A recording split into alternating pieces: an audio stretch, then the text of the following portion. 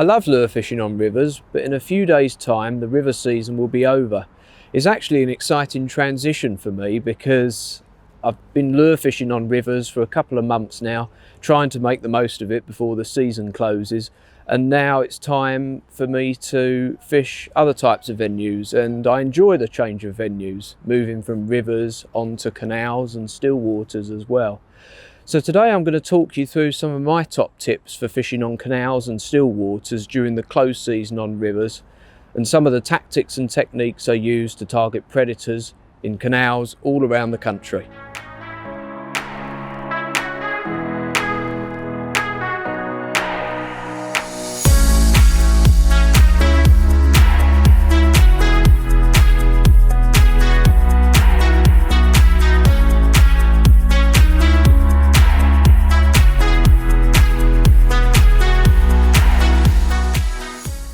My first tip for targeting perch on canals is, for the majority of my canal fishing, is to always use a wire trace. And that's because you never know when a pike could turn up, and that's exactly what's happened this morning. So if I was using fluorocarbon, I probably wouldn't have landed this fish, and I don't want to be leaving hooks in the fish's mouth. So I always use a wire trace, and to be honest, when I'm fishing in coloured water on canals, it doesn't really tend to put the perch or even chub off anyway. So that's a nice fish to start the day. It's not exactly what I was after, but it put up a great fight on my light lure outfit, and hopefully we might get a few more fish later on today, and this time they'll be perch.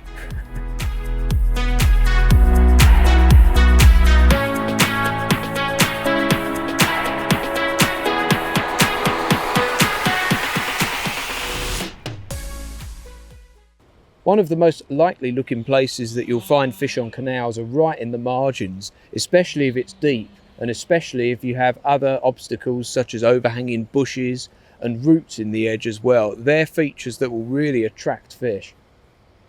On many canals, especially those that are crystal clear, you'll often find that fish will get as tight to those roots or undercut banks as they can. And to fish these snaggier places, I like to fish a Texas rig or rig a soft bait on an extra wide gape hook.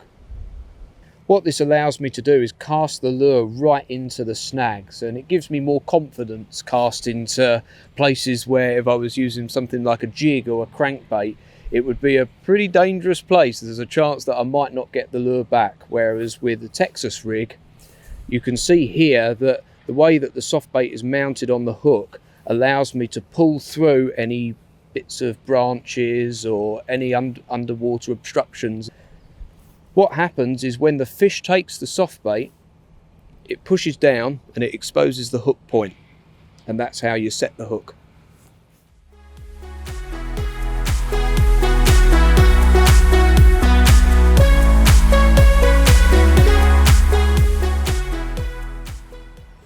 I'm fishing with my dad today, and he's just caught a nice pike on a zander pro shad, which is one of my favourite soft baits in the whole Fox Rage range, but is actually a lot more versatile than for just rigging on a jig head and fishing on a straight retrieve or hopping on the bottom.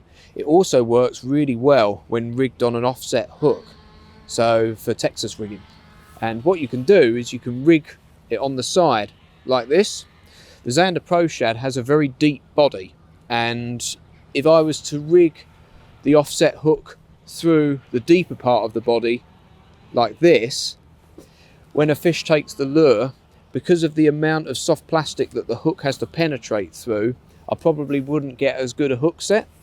But if you rig the zander pro shad on the side like this is rigged on a 2.0 offset hook, it's actually really nice, because not only does it give the lure a different profile in the water, but also it's much easier for a fish to crush down when it takes the soft bait. As you can see here, I've just pushed my finger down and it's collapsed with ease. I haven't put much pressure on at all. So it's another way of rigging one of my favourite soft baits in the range. Give it a go.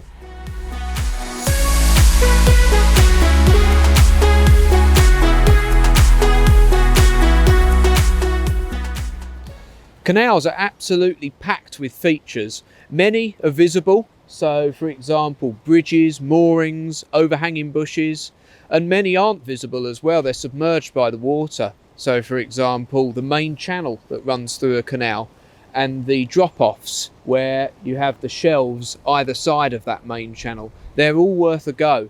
Now, I mean, I'm on a bridge at the moment just below a lock, and there's tons of features here to look out for. Some of those are the walls along the edge. Just here, where the barges go in and out of the canal, it can be quite deep, and this is a great place for perch to hang out. Either side here, you get slack areas where the main water has been pushing through, and they're also worth a try. They're areas where bait fish can often congregate. This little lock here has actually got a little inlet or inflow coming down the side, and it goes really nicely under some overhanging bushes, and they absolutely scream chub. So I think after I've spoken to you, I think I'm going to give that a go. But just bear in mind all the different places where fish might be hanging out, and try all different types of tactics and see what happens on the day.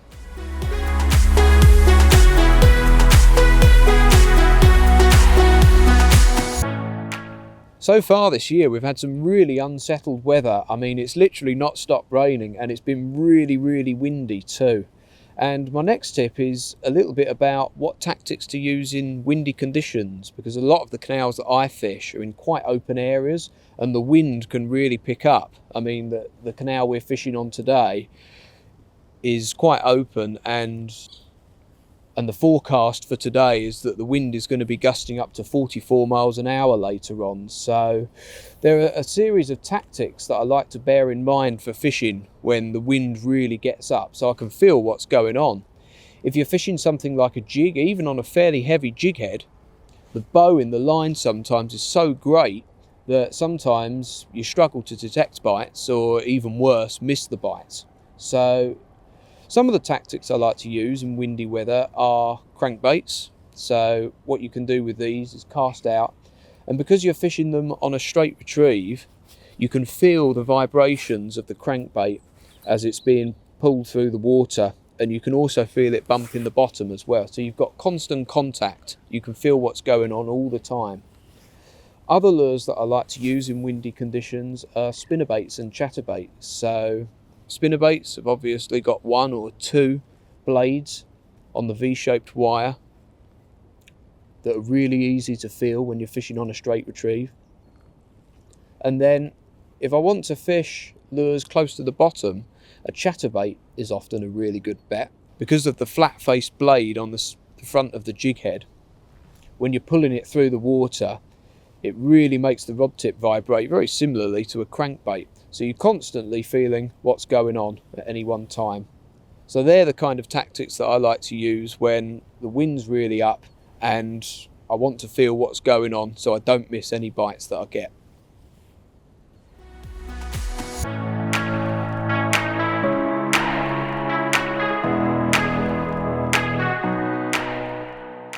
I love exploring new venues and fishing sections of canal that I've not fished before.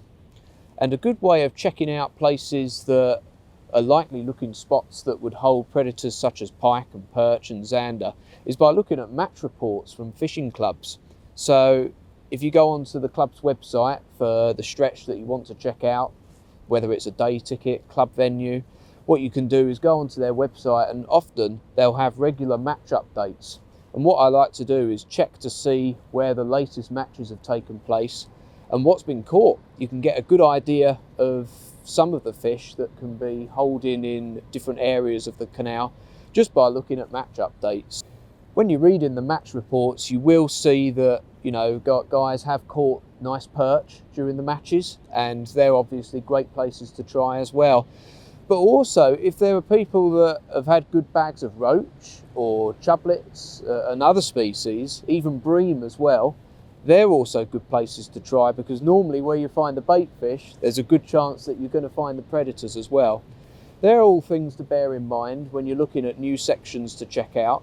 And there's also the added bonus that if you want to go back there and target some other species as well, you know a little bit more about the venue too.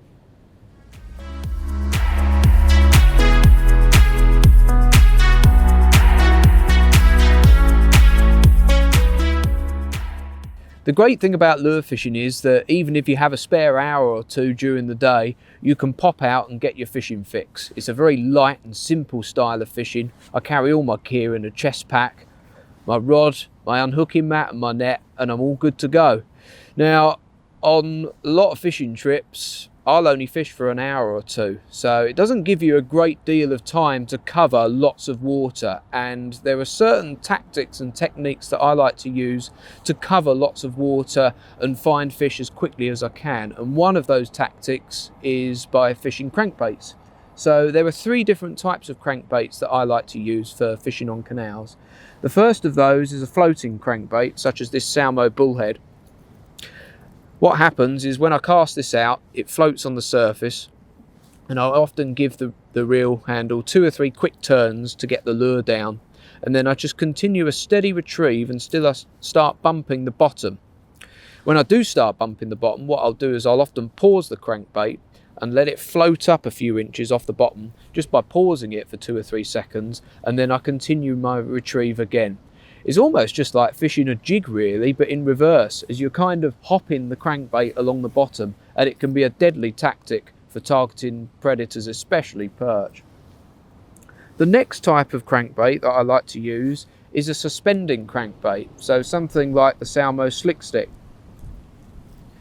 Now, this is actually a floating crankbait, but when you fish it on a twitch and pause retrieve, it floats up ever so slowly. So what you can afford to do is pause the lure for 2 or 3 seconds, and it kind of remains suspended in the same place. So this kind of tactic often works well in areas where there are lots of bait fish congregating. So when I'm trying to imitate something like a bleak or a roach that's been injured, what I can do is cast out, give the reel a few turns to get the lure down to the depth that it's required to run at, and then I just twitch the rod tip very gently, pause the lure for a couple of seconds, then twitch it again by catching up the slack, and just continue that retrieve all the way back to my feet. And these kind of crankbaits look so realistic, and they can work really well too.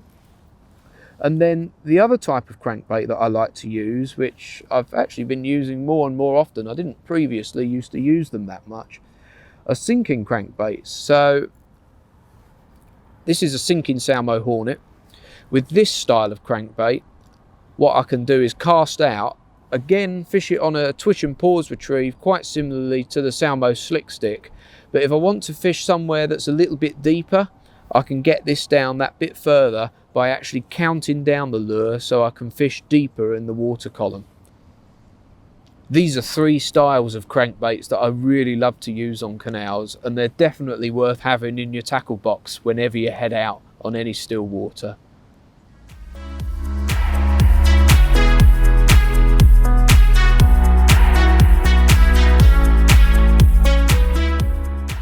When the going gets tough and I'm not getting so many bites using hard baits or soft baits in the sort of 2 to 3 inch size range, what I like to do is scale down to much smaller soft bait to give me the chance of catching fish of all sizes. And you never know, sometimes you can catch big fish even on really tiny soft baits. I mean, the micro tiddler fast, which I've got rigged on a dropshot rig here, has caught me perch to nearly 4 pounds. So there's always the chance of catching something big even when fishing a tiny little soft bait like this. So if the going gets tough and you're not getting many bites on a difficult day's fishing, scale down your soft baits, and often that can make the difference.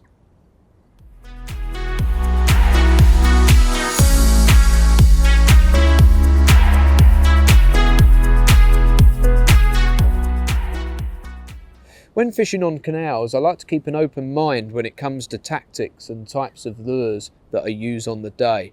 And this can depend on the fishing pressure, especially lure fishing pressure, that a particular stretch of canal is getting. So for example, if I've seen a few people recently drop shotting on a canal, then I might try something a little bit different.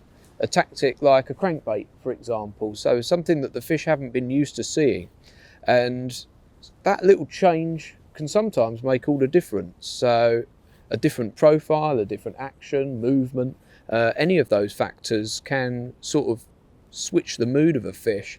If they've seen lots of drop shot rigs, then you know, they might be a little bit wary because they may have been caught by someone fishing that tactic. But trying something different can, you know, really pay off at times. So although when I do fish canals, I have some idea of the tactics I want to use in my head, I always keep an open mind, because you never know what you could be changing to depending on the conditions that you're fishing in.